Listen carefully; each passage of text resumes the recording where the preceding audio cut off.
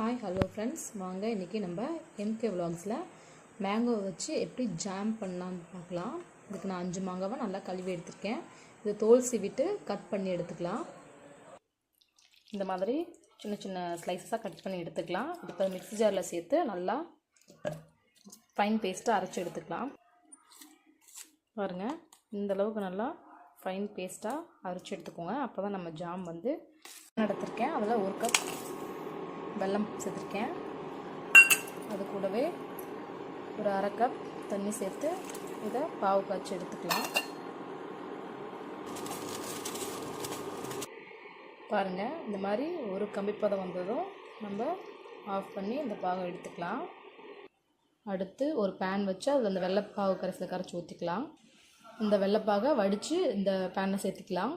இப்போது இந்த மாம்பழம் அரைச்சி வச்சு இல்லைங்களா, அதையும் வந்து இதில் சேர்த்துட்டு நல்லா கலந்து விட்டுக்கலாம்.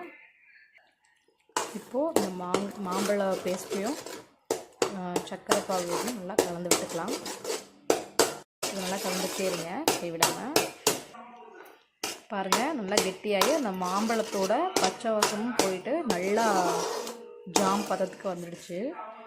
இது நம்ம இப்போது அடுப்பு ஆஃப் பண்ணிட்டு ஜாம் பாருங்கள் ரெடி ஆகிடுச்சு. இது நீங்கள் ஒரு மாதம் ஆற வச்சு நல்லா டைட் கண்டெய்னரில் வச்சு யூஸ் பண்ணிங்கன்னா ஒரு மாதத்துக்கு கூட கெட்டு போகாமல் இருக்கும். ஃப்ரிட்ஜில் வச்சு கூட யூஸ் பண்ணிக்கோங்க. இது ப்ரெட்டு, சப்பாத்தி இந்த மாதிரி எல்லாத்துக்குமே வந்து வச்சு சாப்பிட்லாம். நல்லா டேஸ்டியான மேங்கோ ஜாம் ரெடி ஆகிடுச்சு.